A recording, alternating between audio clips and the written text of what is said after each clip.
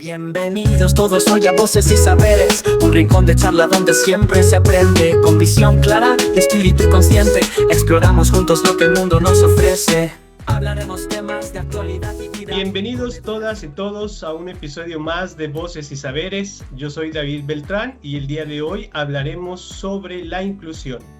La inclusión como un principio que va más allá de adaptar espacios o aceptar diferencias.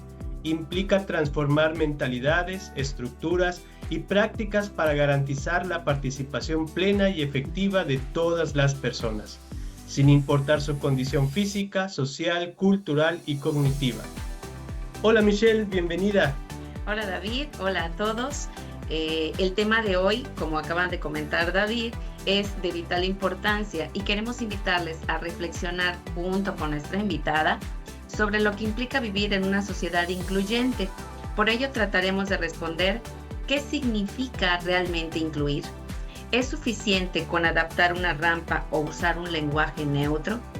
¿Estamos realmente formando espacios que sean verdaderamente abiertos a la diversidad? Así que es momento de iniciar con nuestra charla. ¿Qué te parece, David, si nos presentas a nuestra invitada de lujo que tenemos el día de hoy? Claro que sí, Michelle. El día de hoy nos acompaña Dora Esperanza Sevilla Santos.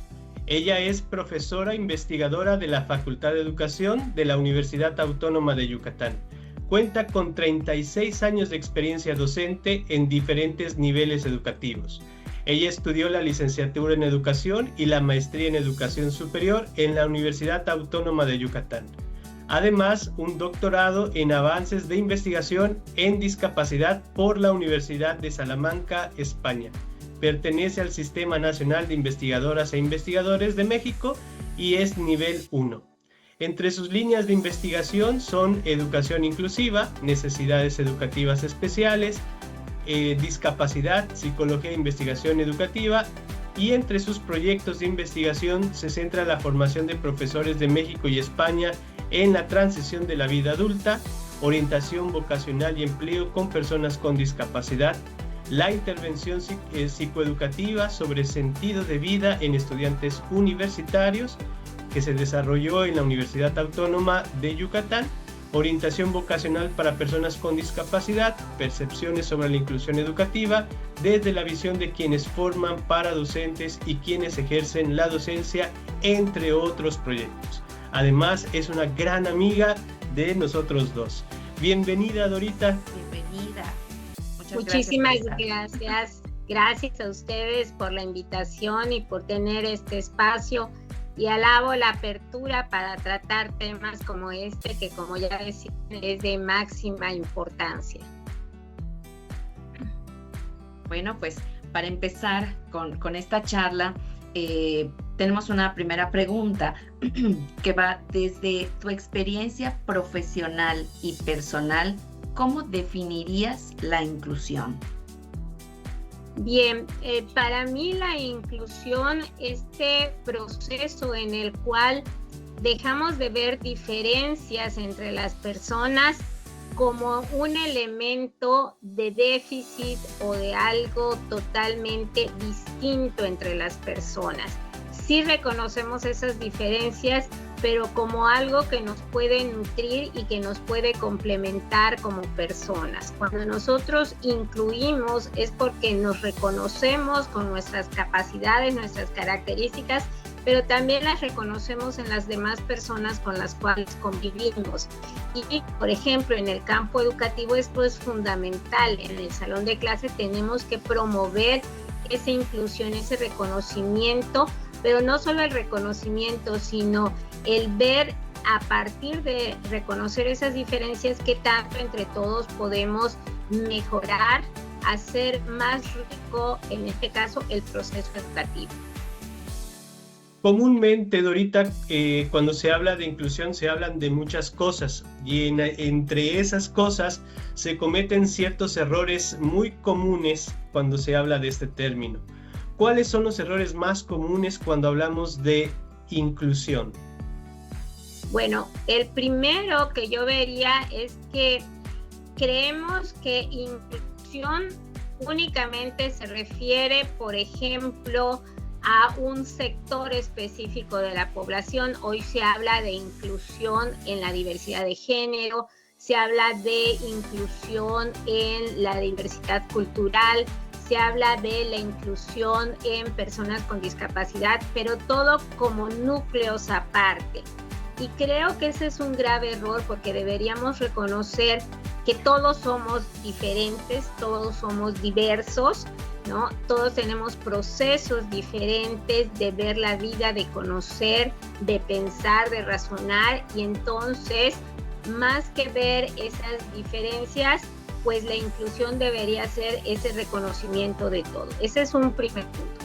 El otro aspecto que se comete con mucha facilidad es pensar que integración e inclusión es lo mismo, cuando la inclusión va más allá y supone un proceso de hacer pertenencia de las personas en los diferentes contextos en los cuales se puede estar desarrollando, como es el contexto de un aula, por ejemplo, ¿no? Que la persona pueda ser parte de esa aula, no solo estar en el salón de clase.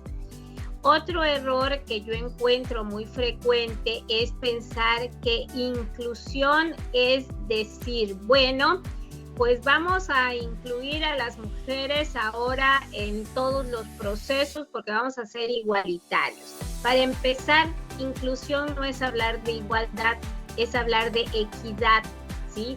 El reconocernos diferentes, pero que todos podemos tener las mismas oportunidades de desarrollarnos en diferentes escenarios y a lo mejor con diferentes tipos de apoyos, de ayudas, que esto nos pueda complementar, ¿no?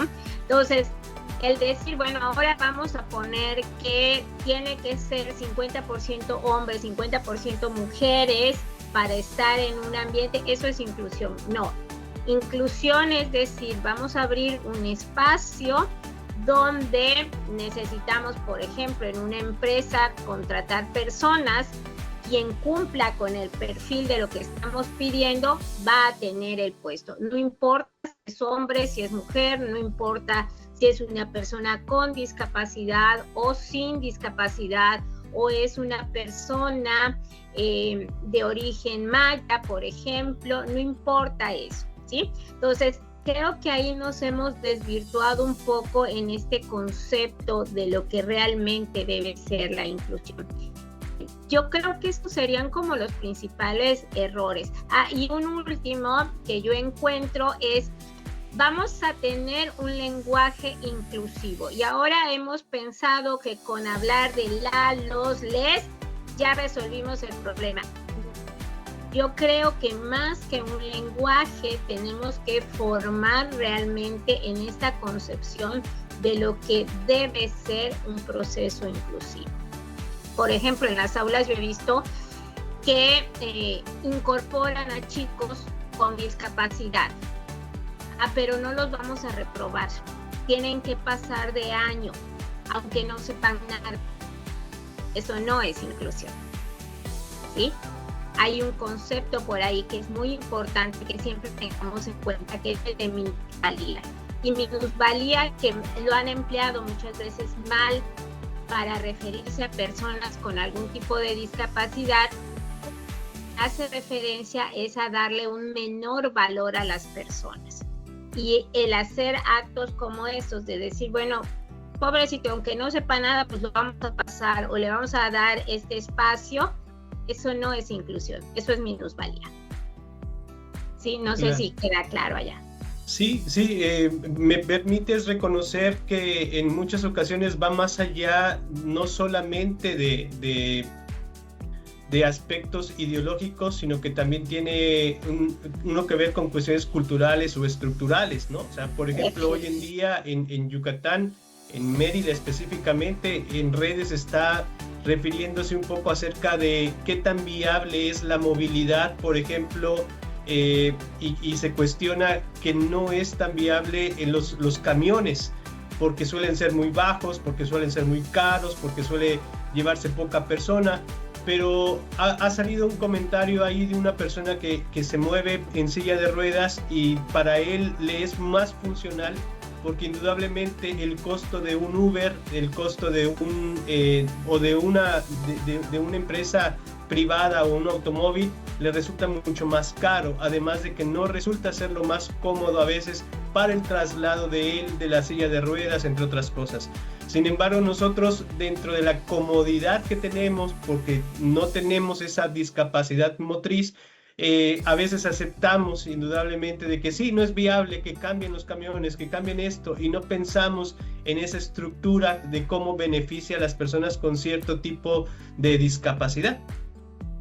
Definitivamente, fíjate que yo estuve en España hace 20 años y estos camiones que ahora se están implementando en Mérida ya estaban en Salamanca, donde yo estuve. Y allá hay una cultura, como tú decías, de inclusión tremenda. O sea, ahí los paraderos están muy bien señalados, las personas con discapacidad pueden acceder perfectamente al transporte, bien sea que tengan una discapacidad motriz o otro tipo de discapacidad.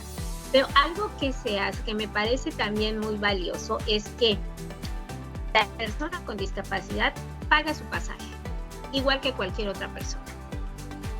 Quizás con cuotas diferenciadas entre unos y otros, pero todos pagan. Yo estoy en contra de que no se cobre aquí el transporte a las personas con discapacidad. Nuevamente caemos en lo que es la minusvalía, ¿sí?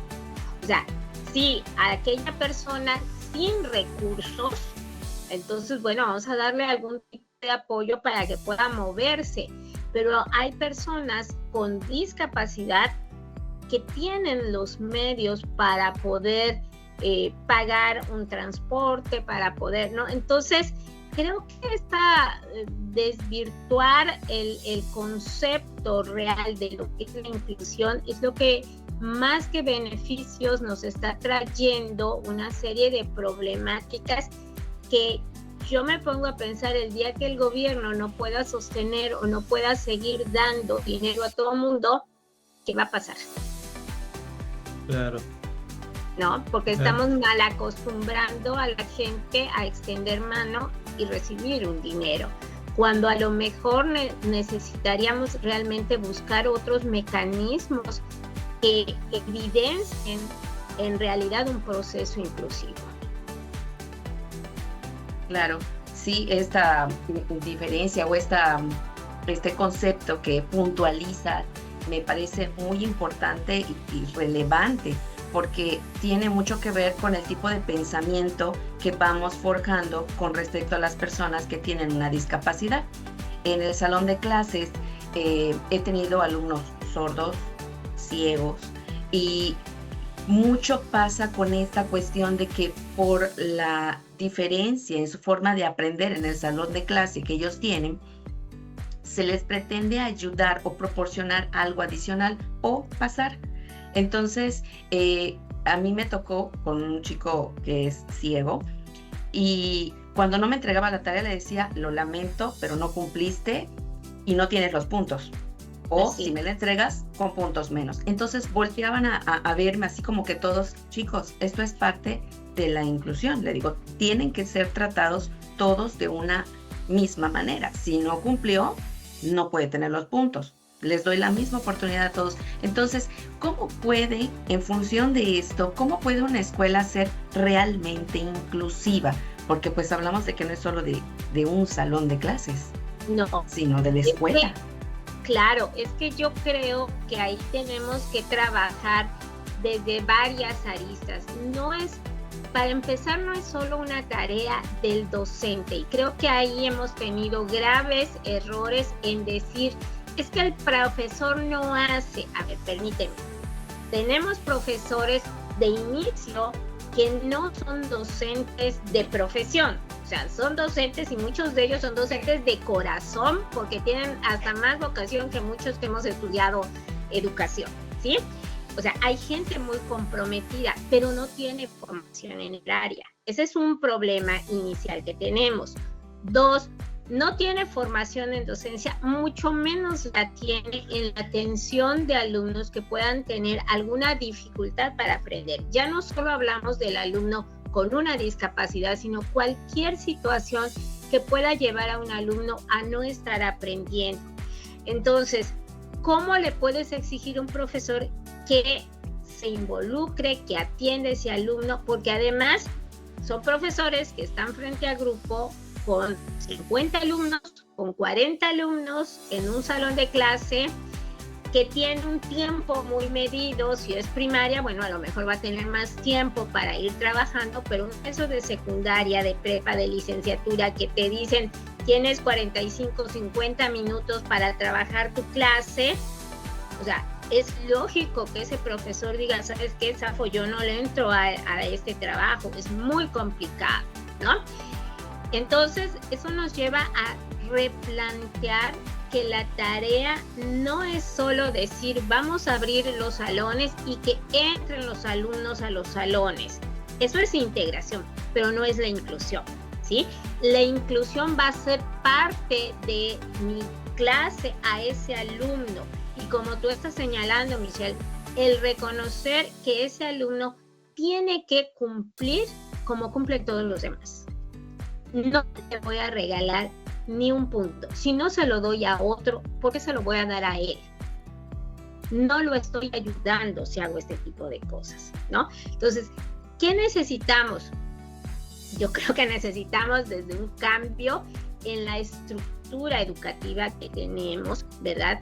Desde las propias autoridades educativas, creo que todavía no tienen una conciencia clara de lo que es la inclusión educativa, porque tendríamos que estar pensando en planes de estudio mucho más flexibles, donde pudiera aplicarse lo que hoy se conoce como el diseño universal para el aprendizaje, donde yo, maestro, desde antes de empezar mi curso, ya me puedo imaginar que voy a tener una diversidad de alumnos. A lo mejor ni siquiera voy a tener un alumno con una discapacidad, pero tengo que entender que hay ritmos de aprendizaje, estilos de aprendizaje diferentes, formas de aprender diferentes, intereses diferentes de mis alumnos, que mis alumnos no todos llegan en las mismas condiciones al salón de clase. Entonces, eso debería obligarme a mí, a maestro, a previo pensar en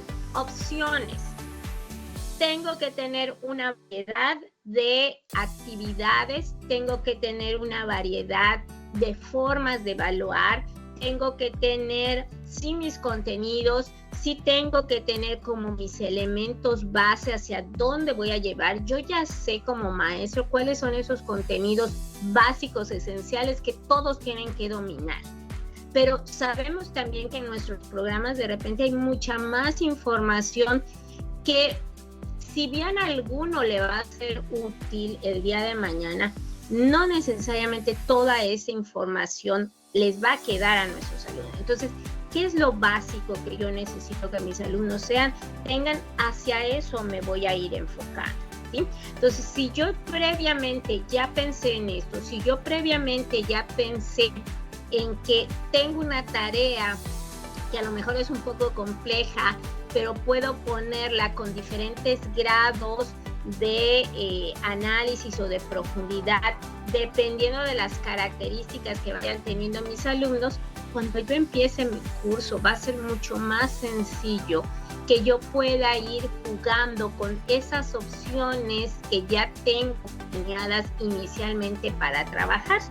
Eso respecto al docente, ¿no? Obviamente tengo que formarlo para poder hacer esto, tengo que fomentar un trabajo en equipo entre los profesores, que muchas veces el profesor trabaja en solitario. Eres tú y tu asignatura y arréglatelas como pueda. Y si acaso te darán un momento para reunirte con tu par, para ponerte de acuerdo en lo que van a hacer. Pero finalmente cada quien trabaja por su cuenta, ¿no?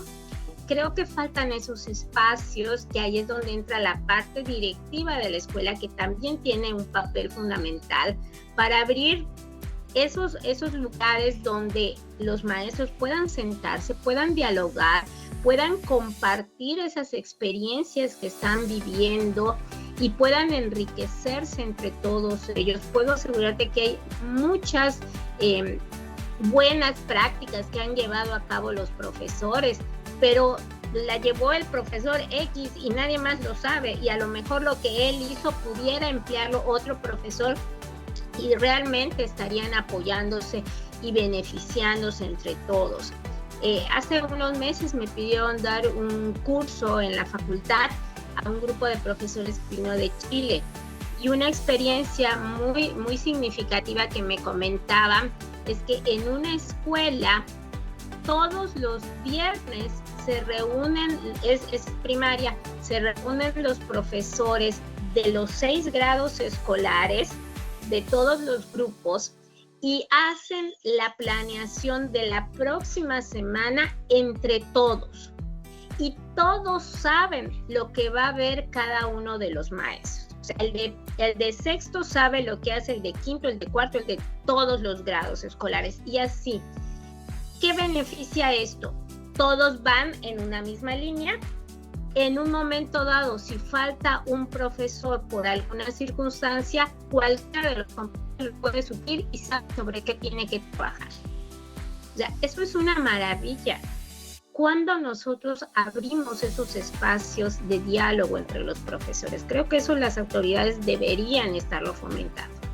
Y otro punto que las autoridades de las escuelas deberían estar flexibilizando, creo yo, son los procesos administrativos.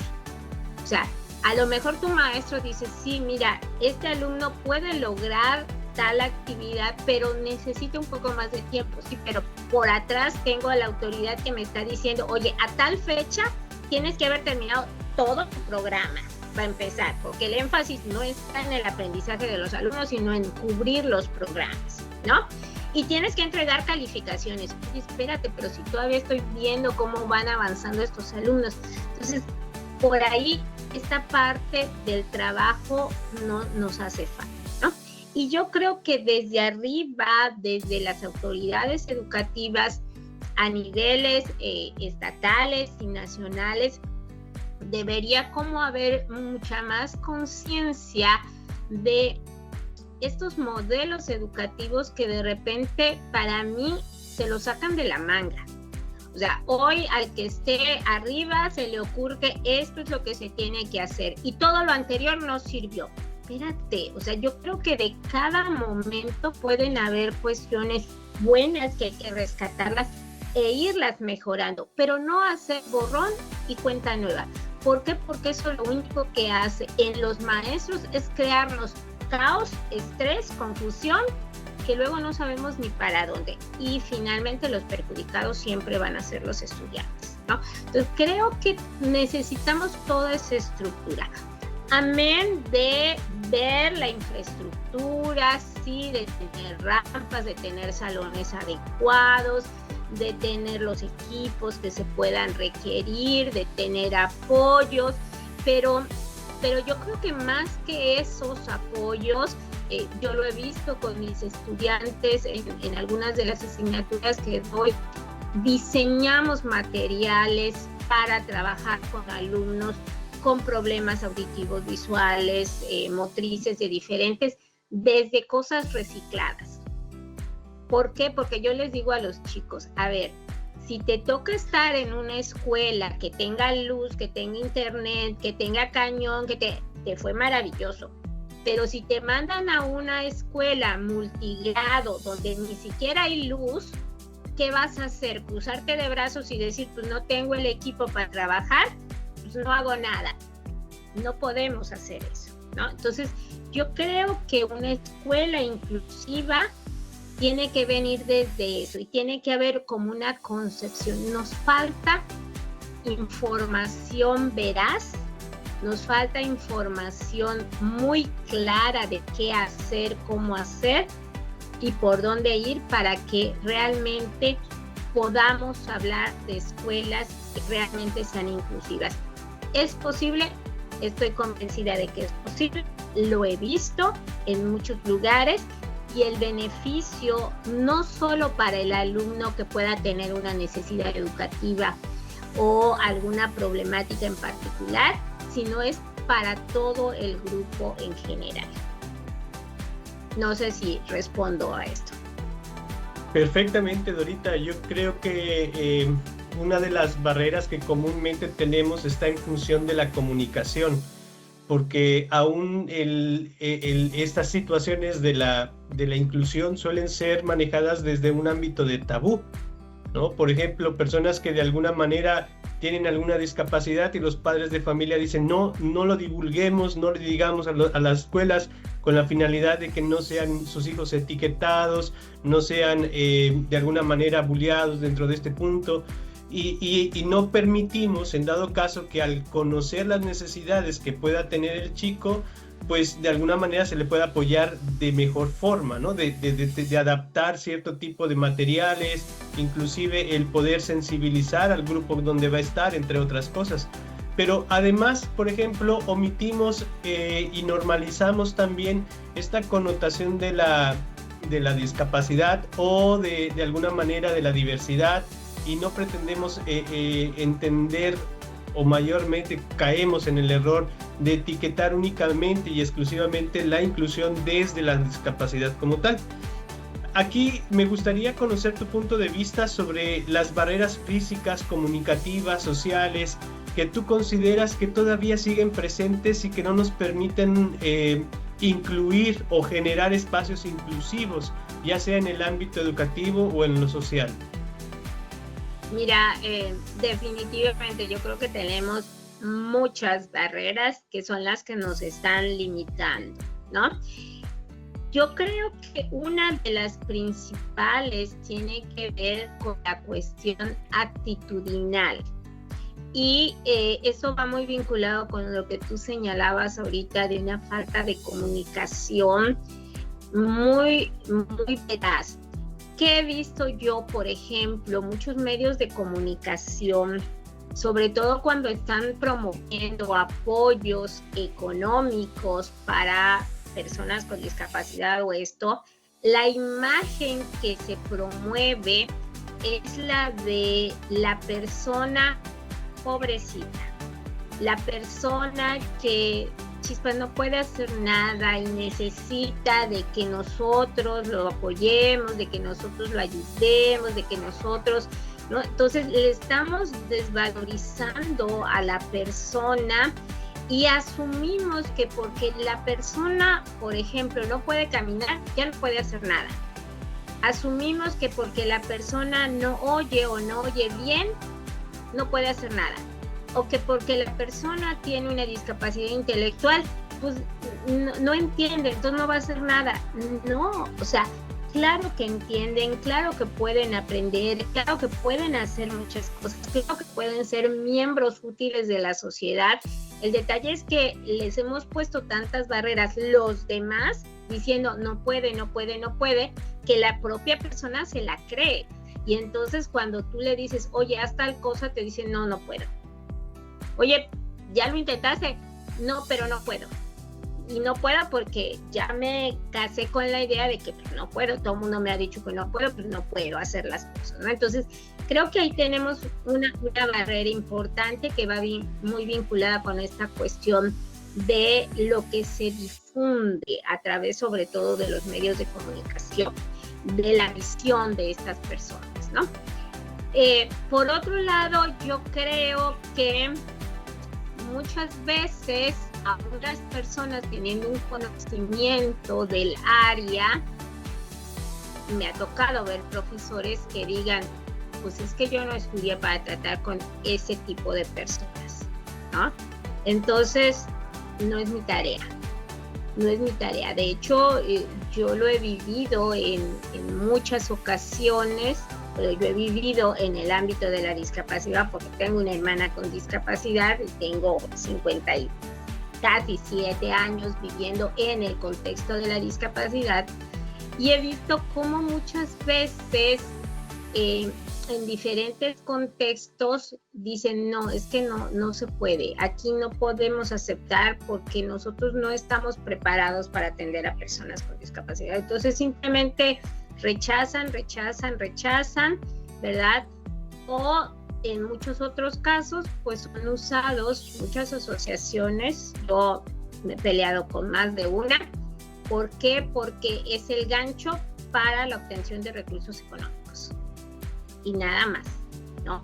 Entonces, creo que ahí estamos con este tipo de barreras que son muy fuertes. Si nos vamos un poco a las barreras de tipo físico, pues de repente decimos, bueno, pues ya estamos haciendo edificios que son mucho más inclusivos porque tienen rampas, porque tienen baños para personas con discapacidad. Yo manejo a mi hermana en silla de ruedas y he de decirles que hay muchos lugares donde sí las rampas, pero las rampas tienen una inclinación tremendamente elevada que subir por esas rampas o bajar es un riesgo, ¿sí? De que la persona se pueda caer, de que la persona se pueda lastimar. Los baños muchas veces no tienen las medidas que deben tener adecuadas. Fíjense ustedes, creo que fue en 1995 cuando salió la ley para la integración de personas con discapacidad en Yucatán. Y tiene todo un capítulo sobre infraestructura, donde señala de manera muy puntual las medidas que deben tener, por ejemplo, las rampas, ¿sí? La inclinación que deben tener esas rampas, el tipo de iluminación que deben tener los espacios, el tipo de pisos antiderrapantes que deben haber, el tipo de señalamientos para que una persona ciega pueda ir con su bastón y pueda guiarse para moverse. O sea, todo está ahí. Del 95. Estamos en el 2025. Y eso es letra muerta. Está ahí. Y lo he visto incluso en edificios de gobierno que no han sido diseñados bajo estos parámetros. Entonces, ahí nos enfrentamos con un montón de barreras de estas de tipo físico, ¿no?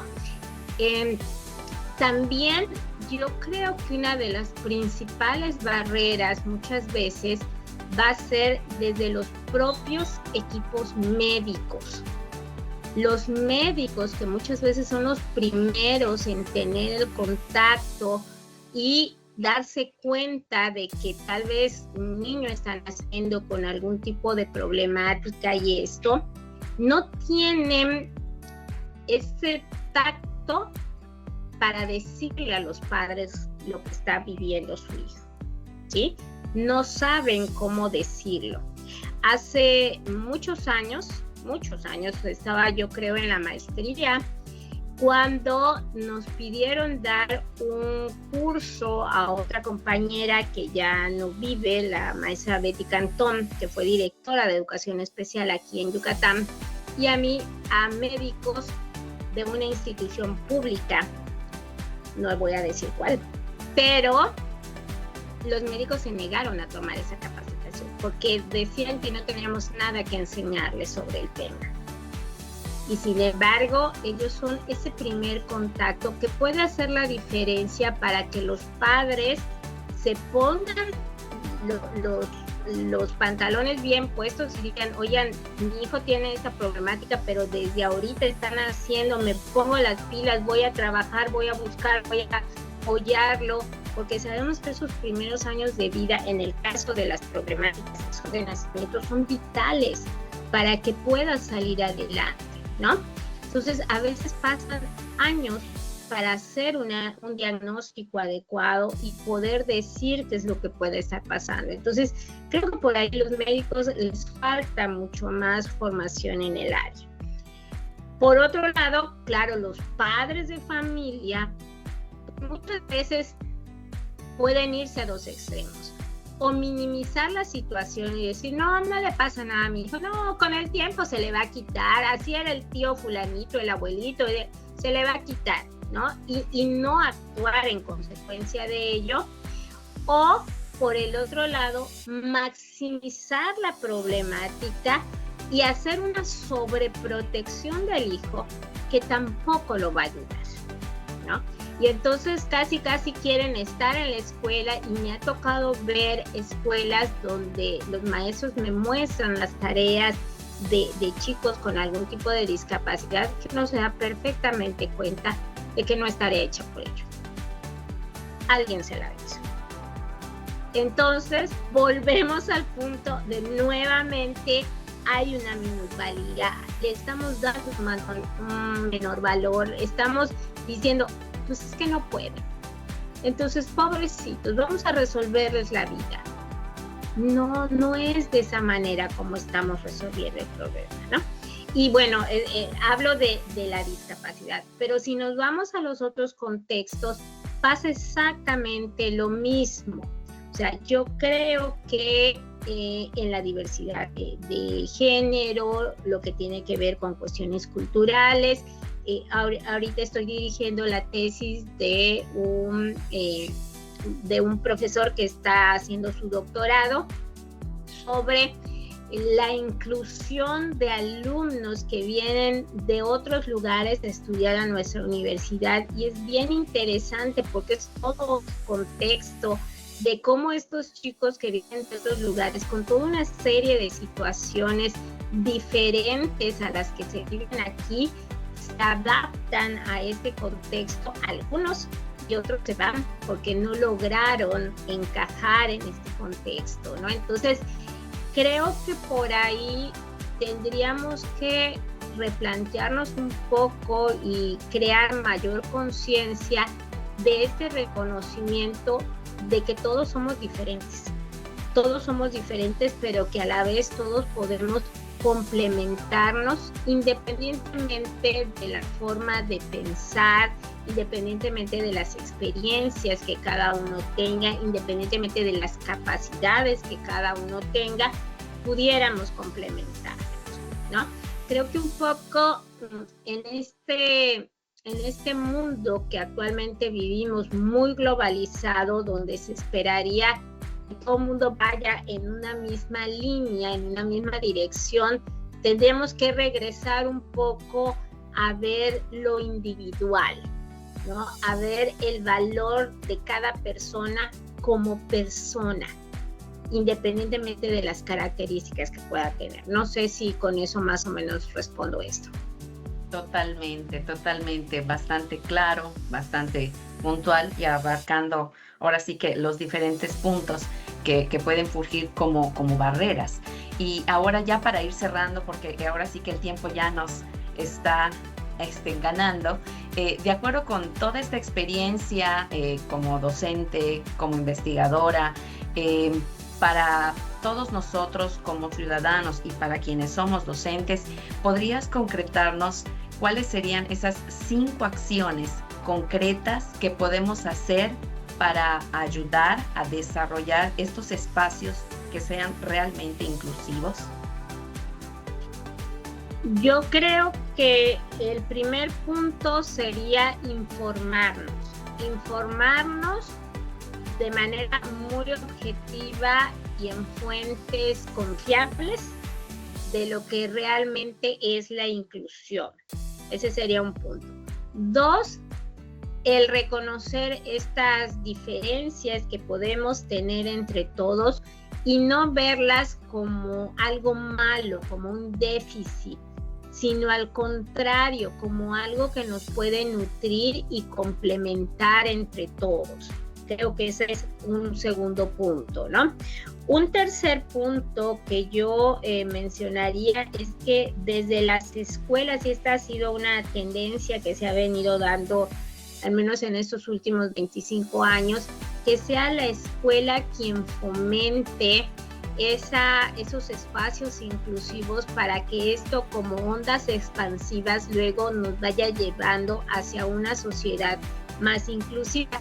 Y yo creo que en medida a lo mejor todavía muy chiquita, pero ya lo estamos haciendo. Si nosotros nos fijamos en los niños, en los jóvenes que actualmente se están formando, son como más receptivos a esas diferencias que pueden haber, más de lo que a lo mejor se daba cuando nosotros nos formamos, por ejemplo, al menos cuando yo me formé, ¿no? Que había más estas diferencias entre lo normal y lo anormal, que hoy estaría muy en discusión hablar de estos puntos, ¿no? Yo creo que ya lo hemos ido haciendo, pero nos falta mucho más trabajo en esto y depende también mucho de los adultos contribuir en los niños. He escuchado a padres de decirles no te juntes con fulanito, no se te vaya a pegar lo que tiene o no vaya a ser que al rato te vuelvas como él o cosas por el estilo que son pensamientos muy arcaicos que yo creo que tendríamos que ir cambiando, ¿no? Otro punto que yo vería importante es que los medios de comunicación tienen una función fundamental aquí de difundir información real y muy objetiva acerca de lo que es la inclusión en todos los contextos, ¿verdad?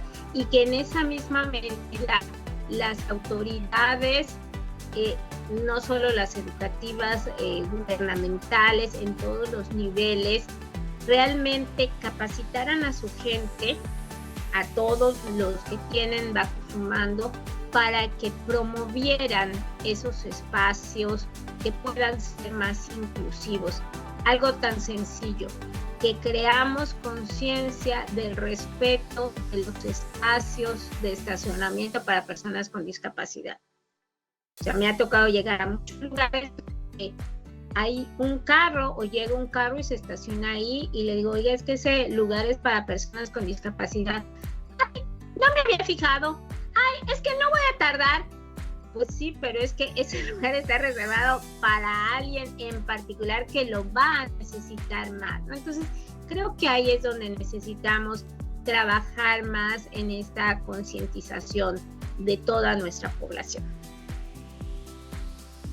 Te agradecemos, Dorita, realmente escucharte no solamente amplía el panorama acerca del tema de la inclusión, sino que nos permite ver la necesidad de generar más espacios en este podcast Voces y Saberes, con la finalidad de poder ir atendiendo de manera particular la temática de la inclusión, desde la discapacidad, desde los aspectos culturales, desde la cuestión de género, inclusive desde diferentes perspectivas, en cuestión de la dinámica con especialistas, con padres de familia o con personas activistas que están en función de una búsqueda de espacios mucho más inclusivos de por medio. Te agradecemos mucho y esperemos contar contigo en las diferentes episodios que podamos incluir este tema. No, yo agradecerles infinitamente la oportunidad de estar con ustedes. Creo que se dan cuenta que me apasiona el tema, ¿verdad? Y bueno, como yo les digo a mis alumnos, yo no lo sé todo. Parte es lo que he estudiado, parte es lo que he investigado, parte es lo que he vivido en carne propia sobre estas cuestiones, pero creo que siempre tenemos como esa espinita de buscar más y de informarnos, ¿verdad? Y de difundir y llegar al momento en que podamos ver realidad la inclusión de todas las personas. Muchísimas gracias a ustedes. No, pues nuevamente muchísimas gracias, Dorita. Ha sido un gusto, un honor que nos acompañes y que nos compartas mucho de esto que ha sido parte de tu experiencia y parte de tu investigación. El día de hoy hemos aprendido con la doctora Dorita que incluir es mirar a la otra persona como igual en dignidad y diferente en experiencia, y que no se trata de adaptar para que encaje, sino de transformar para que pertenezca, porque una sociedad justa no es la que integra a quienes son distintos, sino la que reconoce que todos lo somos. Agradecemos mucho a nuestra invitada por compartir su experiencia y reflexión, así como a quienes nos ayudaron en la sección de opinión en voz alta. También queremos agradecer a todos los que nos escuchan. Esperamos que les guste este episodio y puedan compartirlo a quienes están viviendo una situación similar o simplemente a aquellos que les pueda interesar. Los invitamos a seguir en nuestras redes sociales y plataformas del podcast. No se olviden de escucharnos en el próximo episodio de Voces y Saberes. Recuerden que educar es comunicar. Y comunicar es educar. Sigamos aprendiendo juntos. Hasta la próxima. Hasta la próxima.